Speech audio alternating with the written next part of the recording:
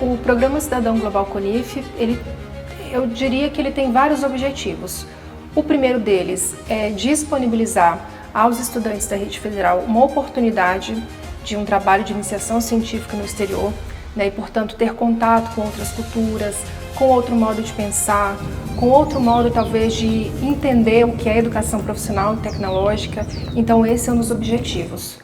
Além disso, a gente pretendia passar uma mensagem para a rede federal de que esse é um compromisso do CONIF, de que o CONIF entende que a internacionalização da educação é estratégica e relevante. Então, além de envolver o FORINTER, que é o fórum que reúne gestores de relações internacionais, nesse pensar do programa, a gente também quis trazer para perto o fórum de ensino, para que eles trouxessem outras perspectivas e que também pudéssemos discutir conjuntamente questões legais, né, de validação dos estudos que essas meninas fariam no exterior, como considerar que o que elas construíram lá é relevante para o seu histórico escolar. Então nós tivemos um diálogo muito importante com esses dois fóruns.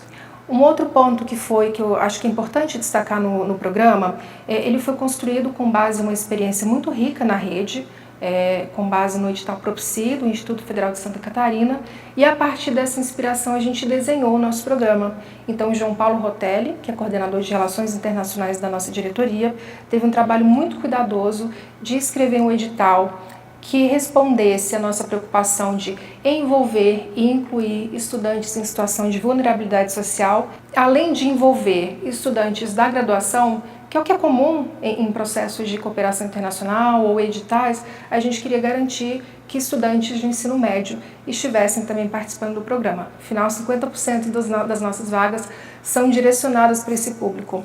Uma parceria com a CIET, que é uma associação colombiana, e aí pudemos entender o parceiro e perceber que era uma instituição importante, que tem a mesma preocupação com a educação profissional que nós temos, uma instituição séria. Portanto, a gente entendia que ali seria um espaço seguro para a nossa ação, para a nossa primeira edição do Cidadão Global.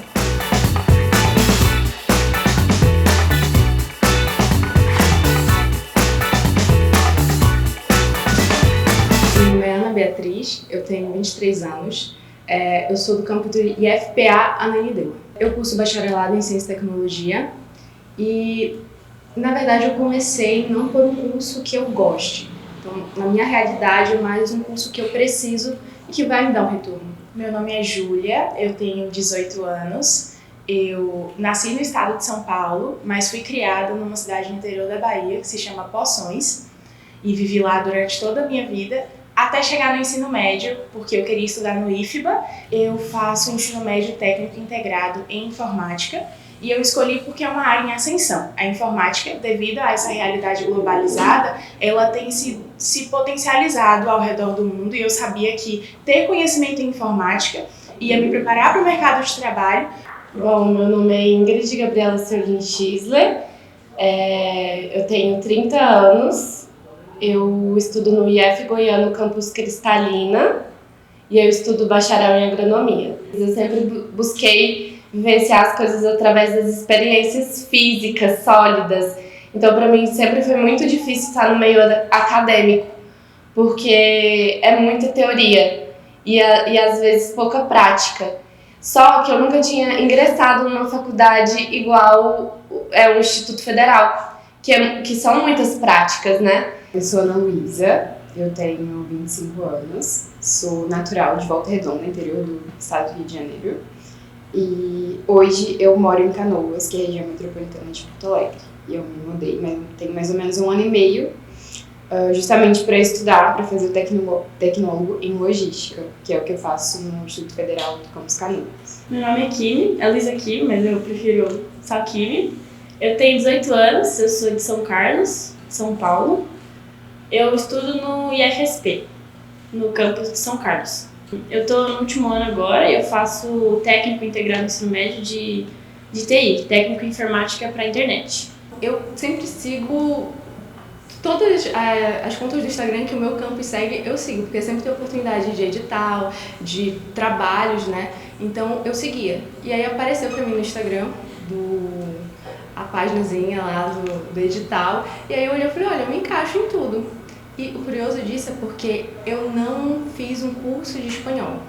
Não tinha condição de fazer um curso de espanhol e o IF ele me possibilitou isso. Foi o IF Sul de Minas, que eles têm uma plataforma que é o Moodle e eles oferecem a língua espanhola. E aí eu comecei a fazer os cursos por conta própria, estudando por conta própria. E aí eu olhei e falei, nossa, eu me encaixo nisso. E foi quando eu me inscrevi. Então, se eu tô aqui, é graças ao meu campus também, que me auxiliou a ter acesso à ferramenta, ao IF Sul de Minas. Então, o apoio, até falar sobre isso, o apoio ao projeto que eles fazem realmente muda vidas, e ao CONIF. Eu me inscrevi com zero expectativa de passar. Eu achava que eu não ia conseguir passar, porque foi um edital a nível nacional, eu não me sentia preparada para isso. E os meus professores me deram muito suporte. E eu me interessei logo de cara porque eu quero fazer um intercâmbio, mas também porque eu quero fazer faculdade de Relações Internacionais. O meu projeto é sobre a reutilização, tratamento de águas. Então a gente vai retirar o resíduo, fazer um tratamento na água em uma tribo indígena. E a minha região é uma região onde tem essa dificuldade. Então eu tenho vários trabalhos em uma ilha que se chama Ilha de Paquetá, onde é uma região ribeirinha. Então não é uma tribo indígena, é uma região ribeirinha. E nesse pessoal é muito bacana porque a gente tem contato com a cultura deles e a gente se vê numa situação bem diferente. Por exemplo, eles não têm água potável, eles não têm saneamento básico, eles não têm energia, eles não têm internet. Conhecer outro país, conhecer outras culturas, falar um outro idioma, sempre foi algo que teve um peso dentro de mim muito maior. E fazer isso podendo produzir ciência, podendo produzir um artigo científico é ainda mais extraordinário, principalmente com o tema da minha pesquisa, que é violência de gênero e violência sexual em contextos universitários. Isso me pegou bastante porque eu acho que como mulher é um ato de reparação histórica poder estudar e falar sobre violência, principalmente na nossa realidade, principalmente vindo de um país latino, no qual a nossa região ela tem um berço violento por natureza em todos os seus aspectos e a gente tem tentado ano a ano diminuir isso, ratificar isso.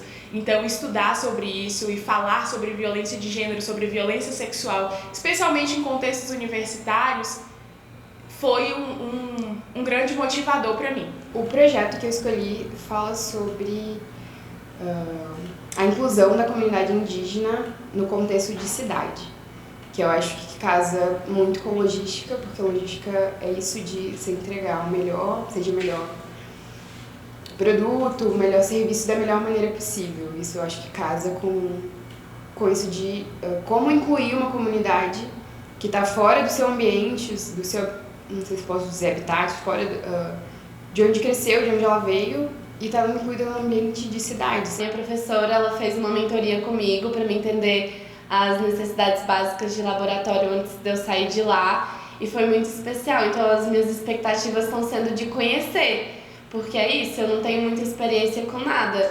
relacionado ao que eu vou fazer, mas eu acho que eu tenho muito para agregar porque eu tenho experiências em outras coisas. Inicialmente eu tinha escolhido um projeto de saúde mental, que eu acho que é uma área que eu me interessei bastante. Só que esse projeto lá eles só iam conseguir fazer no semestre que vem. Aí eu tive que mudar. Eles apresentaram alguns lá, mas eu escolhi um que é sobre os perigos químicos que tem nos laboratórios. Chegamos no aeroporto, galera. O vlog do aeroporto. Estamos indo embora. Adeus, Brasil. Olá, Colômbia.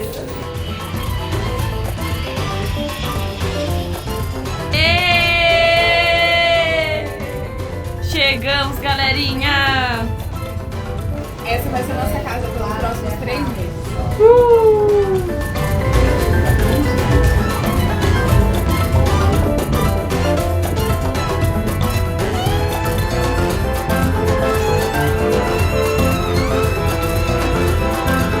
Eu acho que a primeira coisa que a gente vê, assim, né, que a gente conhece é a paisagem. E eu gostei muito, eu ainda não me acostumei, assim, com olhar pro lado, assim, ter as montanhas, assim, de noite, é super bonito. As luzes, tudo, é lindo. Adoro ver, né? Bem satisfatório. Aí as pessoas aqui, elas são muito amáveis também, tipo, acolhedoras.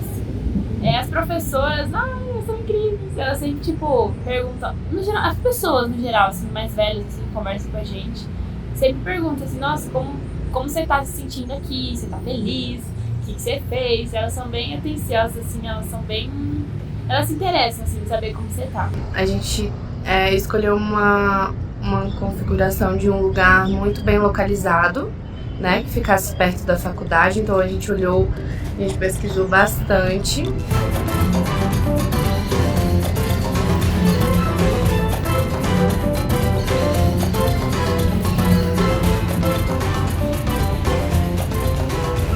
La biblioteca también hace como juegos.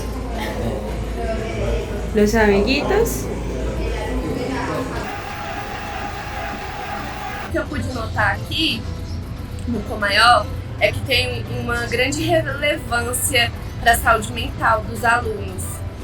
Os jogos, tem muitos jogos, muitas Olimpíadas aqui, tanto de basquete como de capoeira, tem uma academia aqui embaixo, então isso fortalece muito a saúde mental e um momento de descompreensão dos estudos, né? A parte dos refeitórios são muito bem manejadas, tem algumas tendas vendendo comida. Então a estrutura dos laboratórios aqui são muito boas também, tem laboratórios divididos, para cada área tem laboratório. O meu projeto é sobre violência de gênero, vocês já sabem, violência de gênero e violência sexual em contextos universitários. Quando eu cheguei, o projeto ele já estava em desenvolvimento e boa parte dele já foi desenvolvida porque o intuito do projeto era fazer uma investigação para entender como que essa violência se desenvolve, se comporta dentro do contexto universitário do Colégio Maior de Antioquia, que é a universidade que eu estudo. Eles fizeram essa pesquisa com aproximadamente 500 pessoas, uma amostra de 500 pessoas, e identificaram várias vertentes da violência, como que essa violência se comporta, como que essa violência se desenvolve, principalmente em quais grupos minoritários, em quais grupos sociais, e isso é muito legal. Agora, com o resultado dessa pesquisa, eles fizeram um jogo e a minha função aqui é sociabilizar essa informação. Só que essa informação e a prática do jogo, ela não pode ser feita sem nenhum tipo de conhecimento prévio. Então, eu vou nas salas de aula junto com a professora dos cursos variados. Geralmente são professores de alguma disciplina que cedem aquela aula para minha professora fazer uma oficina. A gente chama de oficina. Aí a gente chega lá, faz uma apresentação sobre a violência, especificamente sobre contextos mais próximos da nossa realidade, que dentro da escola, por exemplo, é o abuso ou o assédio sexual. A gente explica sobre isso e depois dessa explicação a gente entrega as cartas do jogo e começa a criar um debate sobre o que aquela carta está dizendo. Aqui eu vou mostrar para vocês um pouquinho da parte in vitro, que é a parte onde eu tô trabalhando. Aqui a gente tem algumas amostras de baunilha, né? Algumas aqui a gente pode ver que tá infectada por um fungo. Esse é um trabalho de uma colega aqui, né? São várias amostras. Esses daqui foram algumas que eu fiz, que não contaminou com uma orquídea, né? Então eu transplantei para um meio apropriado. O projeto que a gente está fazendo aqui é com cupuaçu. Então estamos fazendo um protocolo, investigando um protocolo para descobrir quais são as partes vegetativas do cupuaçu que consegue chegar à embriogênese, né? In vitro. E tá sendo muito interessante aprender o passo a passo, aprender toda a dinâmica laboratorial, conviver com as pessoas. O projeto que eu vim é sobre a inclusão da comunidade indígena no contexto de cidade. Esse artigo já está sendo escrito, então a minha tarefa é ajudar a complementar um pouco E durante a semana eu tenho essas vivências com essas comunidades, né? Participo das aulas que estão eles, para poder entender um pouco mais sobre isso, sobre essa inclusão, como é feita essa inclusão, o que pode ser feito, sobre os debates. À noite eu tenho capoeira, faço capoeira de 6 às 8, na segunda-feira.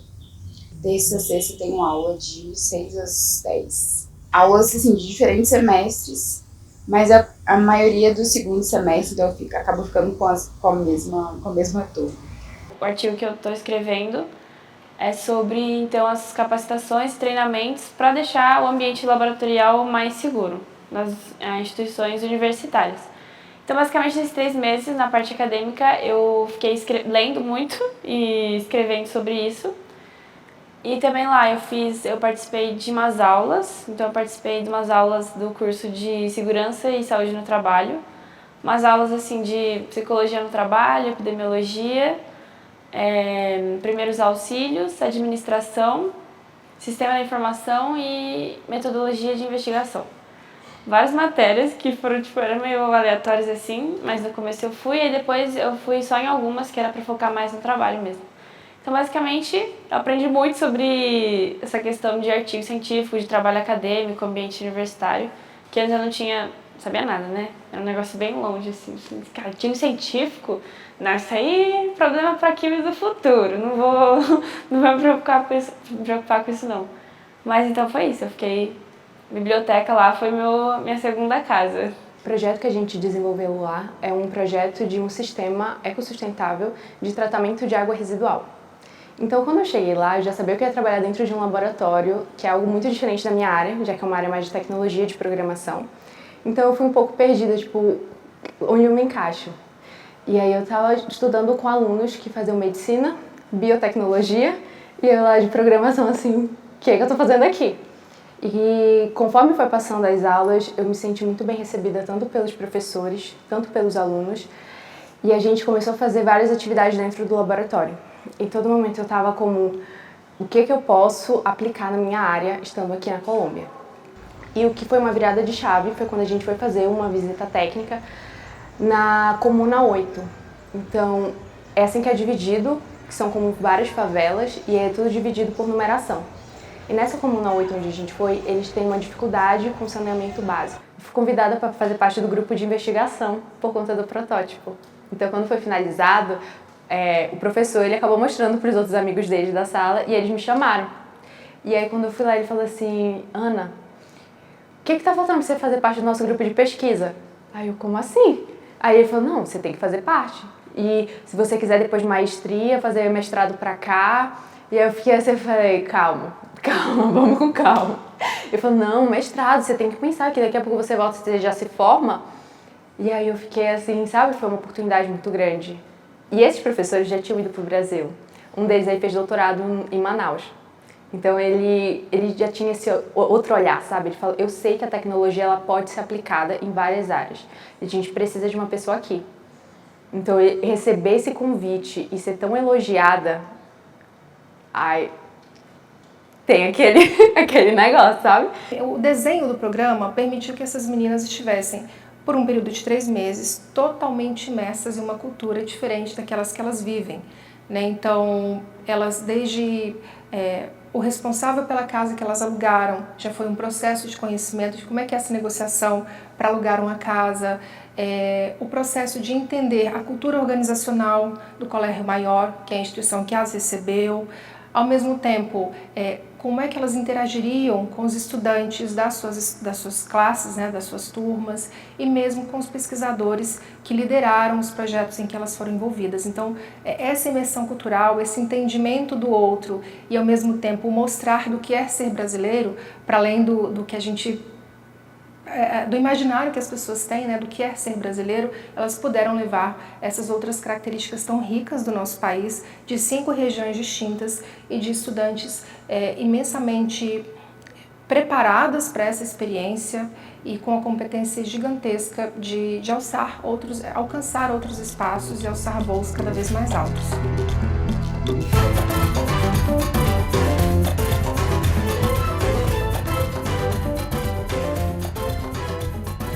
a comida aqui em Medellín, eu sinto que parece muito com a comida do Brasil. O meu principal desafio quando eu cheguei em me adaptar com a comida foi a quantidade de fritura que tem nas comidas de rua. Mas geralmente comida de rua é bastante fritura mesmo, né? Como aí no Brasil a gente já tá acostumado. Tinha um negocinho que chamava buñuelo. Aí tinha uma vendinha de buñuelo que a gente passava todo dia pra ir pra universidade. Nossa, mas que eu gastei de dinheiro com essa moça. Ela, nossa, tinha que me agradecer.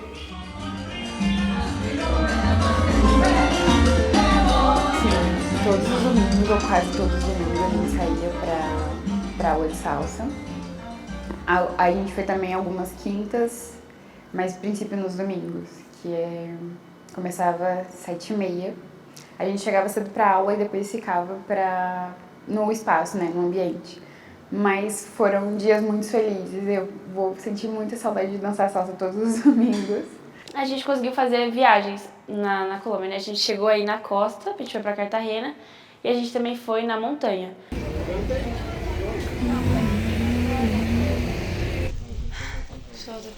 Como vocês estão se sentindo, galera? Estando a 4.500 metros do nível do mar. Sem ar. Dor de cabeça. Muita dor de cabeça. Sério? Você tá com dor? Você tá com nada?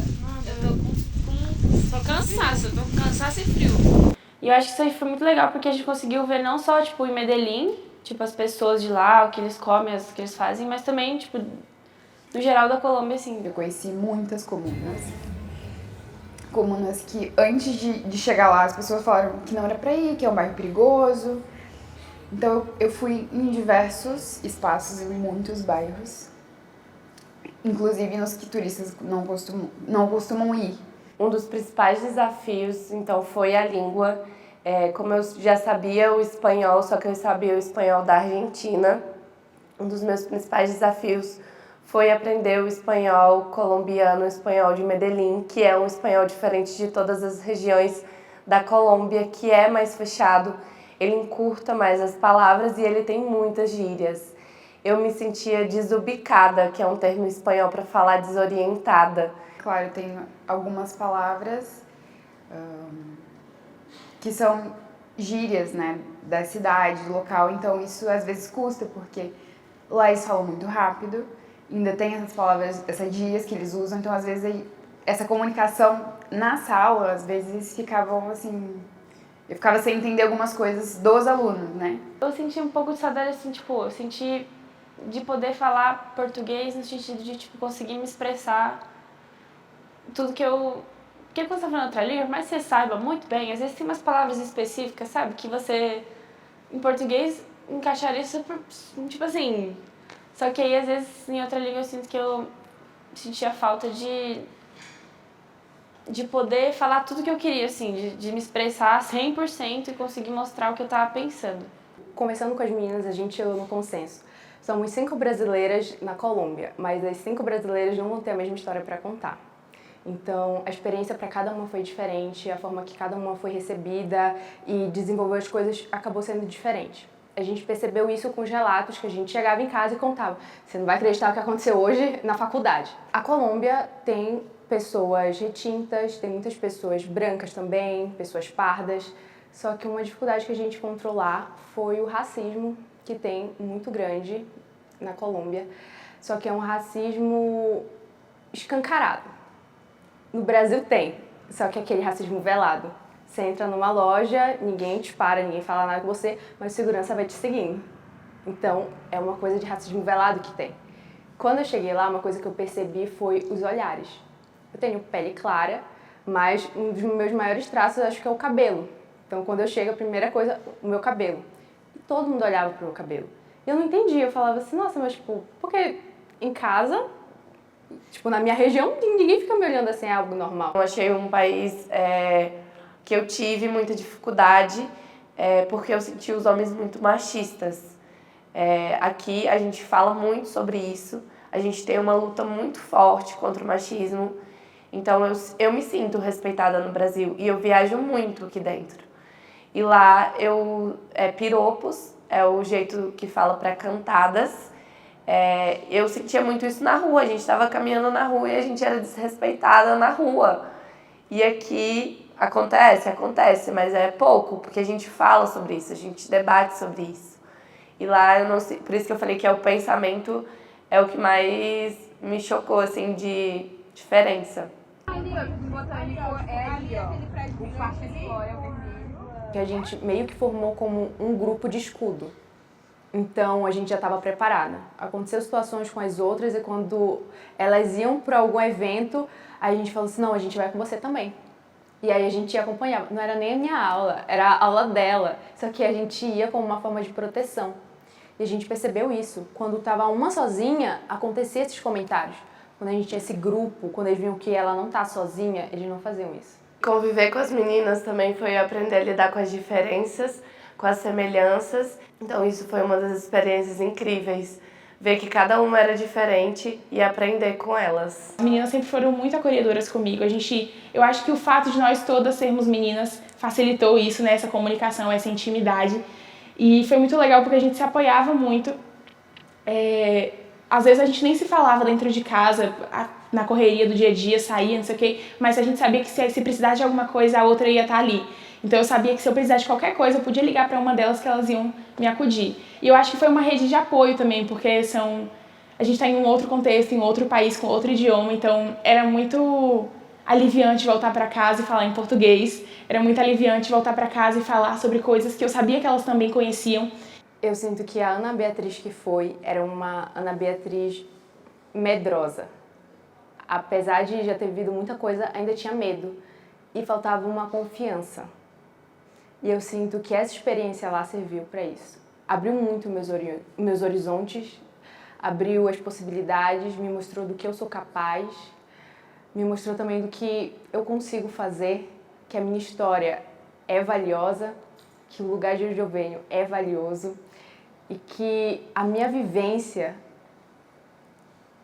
de onde eu venho, a Amazônia, é muito rica. Eu acho que foi uma Ana que foi com um pouco de medo com curiosidade de um país, um idioma novo, enfim, o que vai acontecer, com muitas expectativas. Uma Ana com um pouco menos de medo, de desafios, de coisas novas, com novas amizades espalhadas pelo Brasil. A gente é muito pequena e o mundo é muito grande, tem muita coisa para conhecer, para fazer. E tem muitas maneiras de fazer as coisas, assim. Sair da caixinha e aprender que dá para fazer diferente, que tem outras possibilidades. Nossa, a Ingrid chegou na Colômbia muito resistente. Muito resistente. Nem eu me imaginava. Agora que eu me vejo, a Ingrid que foi embora da Colômbia, eu cheguei resistente à comida, eu cheguei resistente ao espanhol. Eu tava muitos anos sem falar espanhol.